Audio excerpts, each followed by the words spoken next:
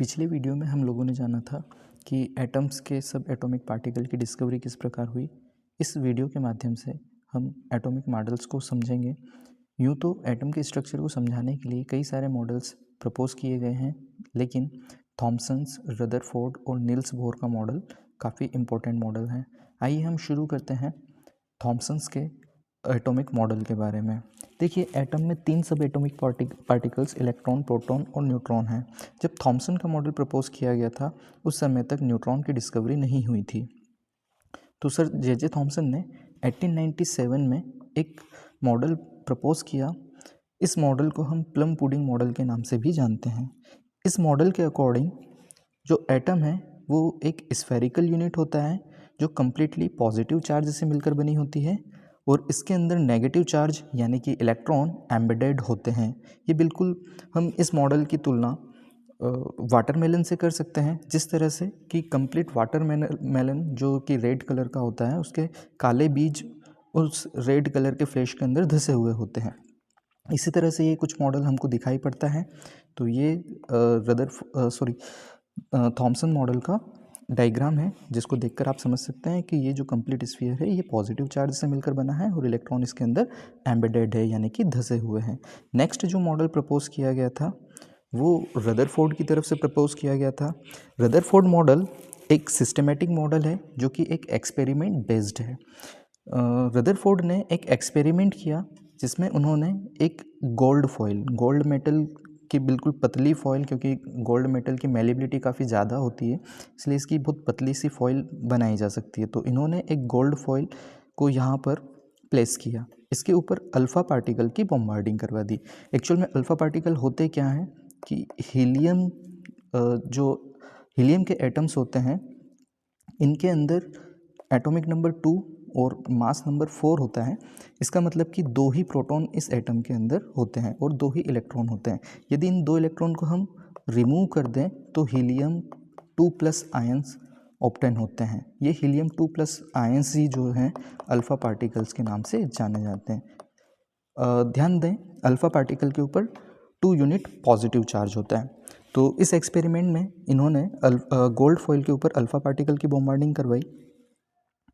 क्योंकि alpha particle हम सीधे आंखों द्वारा डिटेक्ट नहीं कर सकते, तो इस एक्सपेरिमेंट में इन्होंने अल्फ़ा पार्टिकल को डिटेक्ट करने के लिए यहाँ पर एक स्क्रीन लगाई जो कि एक फ्लोरेसेंट मटेरियल की बनी हुई है।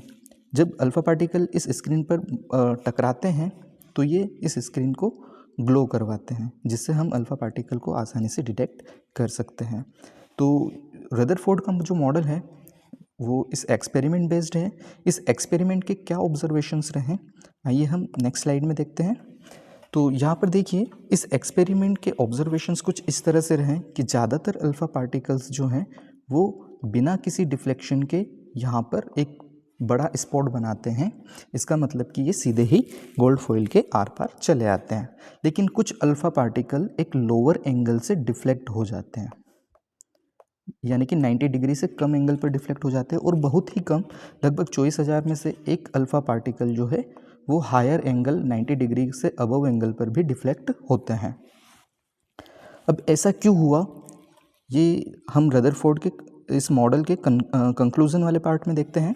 तो ऐसा इसलिए हुआ होगा क्योंकि अल्फ़ा पार्टिकल्स के ऊपर डबल पॉजिटिव चार्ज है, तो ज़्यादातर अल्फ़ा पार्टिकल सीधे बिना डिफ्लेक्शन के इस वजह से निकल गए क्योंकि एटम्स के अंदर ज़्यादातर पार्ट खोखला होना चाहिए। कुछ अल्फ़ा पार्टिकल डिफ्लेक्ट हुए, इसका अर्थ ये हुआ कि जो अल्फ़ा पार्टिकल पॉजिटिव चार्ज के समीप से गुजरे, पास से गुजरे, वो एक लोअर एंगल पर डिफ्लेक्ट हुए, क्योंकि पॉजिटिव चार्ज को डिफ्लेक्ट करता है। वहीं जो अल्फ़ा पार्टिकल सीधे टकराए होंगे इस पॉजिटिव चार्ज से, वो वापस उसी डायरेक्शन में बाउंस बैक हो गए। एक और चीज़, मैक्सिमम जो अल्फ़ा पार्टिकल है वो सीधे ही निकल गए। इसका मतलब एटम्स के अंदर ज़्यादातर पार्ट खोखला होता है, खाली होता है, एम्प्टी होता है, जहाँ पर कुछ नहीं होता। लेकिन जो पॉजिटिव चार्ज के समीप से गुजरे ऐसे अल्फ़ा पार्टिकल के नंबर्स कम हैं। इसका मतलब पॉजिटिव चार्ज फैला हुआ ना होकर के, बिखरा हुआ ना होकर के कहीं पर सेंट्रलाइज होता है, और जो अल्फ़ा पार्टिकल पॉजिटिव चार्ज से सीधे टकराए वो बाउंस बैक होते हैं, वो बहुत कम अल्फ़ा पार्टिकल होते हैं। इसका मतलब पॉजिटिव चार्ज बहुत छोटी जगह पर है साथ ही बहुत ज़्यादा रिजिड भी है, वो अपनी जगह से डिगता नहीं है, हिलता नहीं है। तो ये इस एक्सपेरिमेंट के कंक्लूज़न रहे। इस एक्सपेरिमेंट के कंक्लूज़न के बेसिस पर ही रदरफोर्ड ने अपना मॉडल प्रपोज किया, जो हम नेक्स्ट स्लाइड में देखने वाले हैं। तो ये रहा प्रपोज्ड मॉडल। इस मॉडल के अकॉर्डिंग जो एटम है, इसके दो पार्ट होते हैं, एक न्यूक्लियस तथा एक आउटर न्यूक्लियर पार्ट। आप देख रहे होंगे ये जो छोटा सा पार्ट है ये एटम का न्यूक्लियर पार्ट है। सारा पॉजिटिव चार्ज और सारा मास यहाँ पर सेंट्रलाइज होता है। क्योंकि रदरफोर्ड मॉडल के समय भी न्यूट्रॉन की डिस्कवरी नहीं हुई, इसलिए हम कह सकते हैं कि यहाँ पर सारा पॉजिटिव चार्ज सेंट्रलाइज रहता है।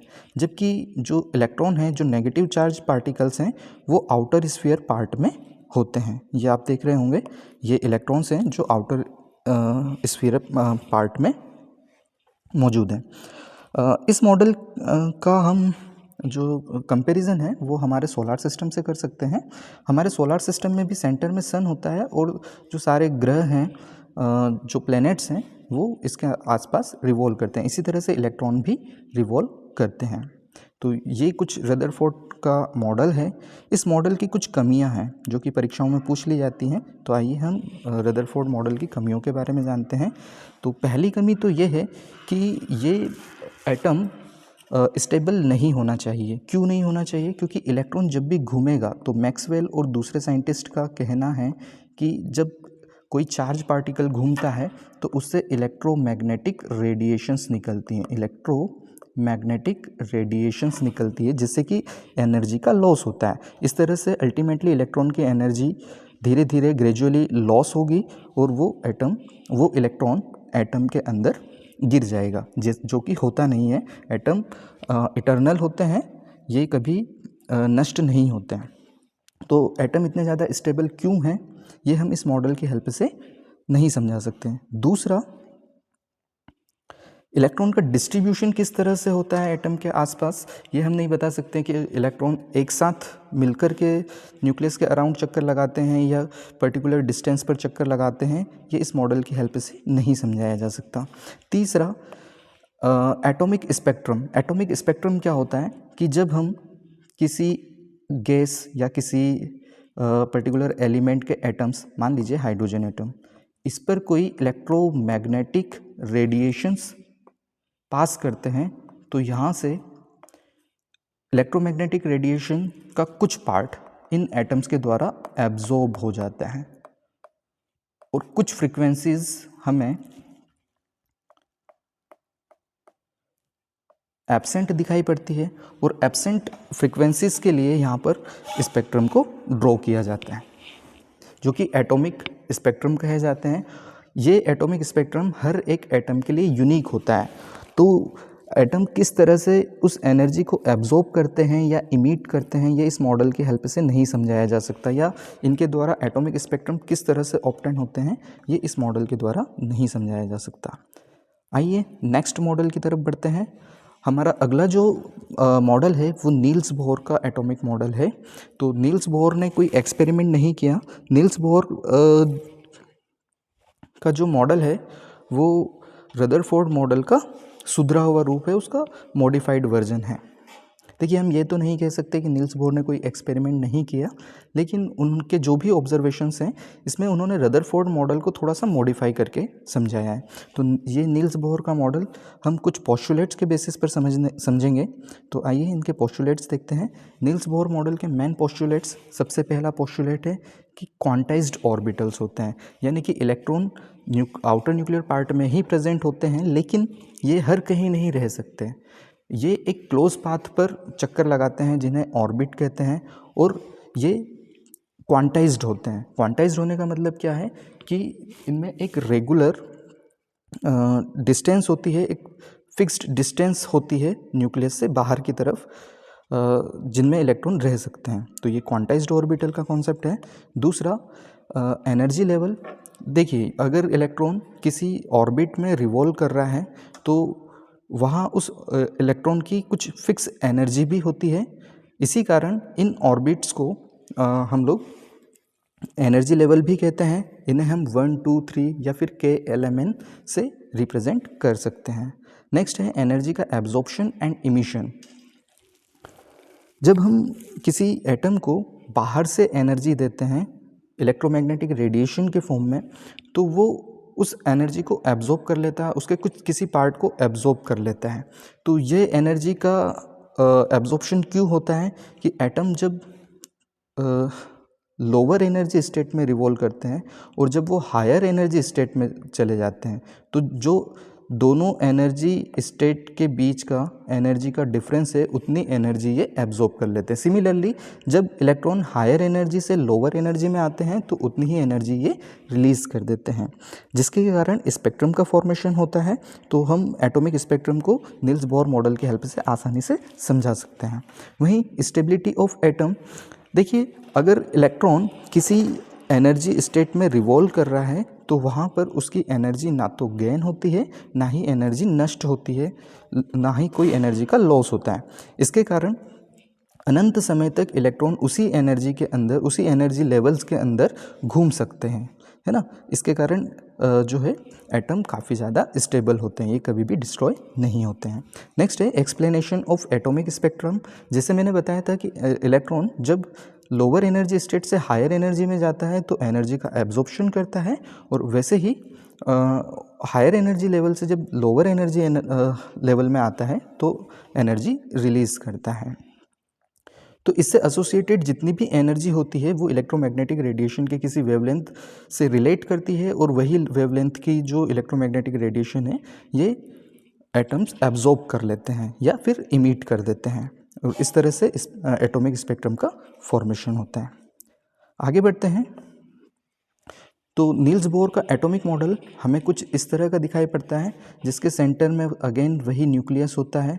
इस न्यूक्लियस के आसपास इलेक्ट्रॉन होते हैं, लेकिन ये इलेक्ट्रॉन एक फिक्स डिस्टेंस, एक फिक्स रेडियस पर रिवॉल्व कर रहे हैं, और ये जो इलेक्ट्रॉन रिवॉल्व कर रहे हैं बस यही क्या कहलाते हैं, ऑर्बिट या एनर्जी लेवल्स। जिस पाथ पर रिवॉल्व कर रहे हैं ये पाथ एनर्जी लेवल कहलाता है। वहीं जैसे ये फर्स्ट एनर्जी लेवल है, ये सेकेंड एनर्जी लेवल हम देख रहे हैं, ये नाइट्रोजन एटम के लिए है। नाइट्रोजन एटम का एटॉमिक नंबर 7 है, तो यहाँ पर 7 इलेक्ट्रॉन होते हैं, जिसमें से 2 इलेक्ट्रॉन जो हैं वो फर्स्ट एनर्जी लेवल में, और बाकी के 5 इलेक्ट्रॉन जो दिख रहे होंगे आपको वो सेकेंड एनर्जी लेवल में दिख रहे होंगे।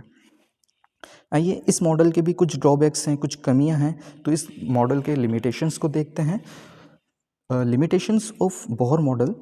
तो पहला लिमिटेशन ये है कि ये मॉडल सिर्फ हाइड्रोजन और हाइड्रोजन लाइक स्पीसीज़ जिनके अंदर एक सिंगल इलेक्ट्रॉन होता है उसको बहुत आसानी से समझा सकता है, लेकिन जिन एटम्स में एक से ज़्यादा इलेक्ट्रॉन होते हैं उनके एटॉमिक स्पेक्ट्रम और अदर जो जानकारियां हैं वो इस मॉडल की हेल्प से नहीं बताई जा सकती।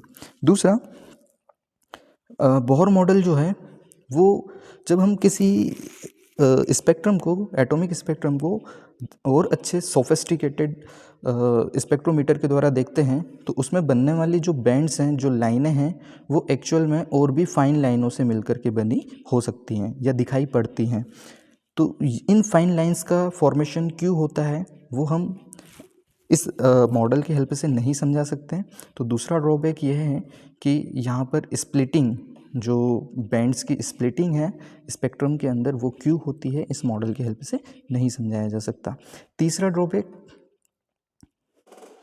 यहाँ पर ऑर्बिटल का कोई कॉन्सेप्ट नहीं है, यानी कि इलेक्ट्रॉन यदि घूमते हैं तो इनसे फिक्स डिस्टेंस किस तरह हो सकती है, ये हाइजेनबर्ग अनसर्टेनिटी प्रिंसिपल को भी फॉलो नहीं करता है। तो ये कुछ लिमिटेशंस हैं नील्स बोहर मॉडल के।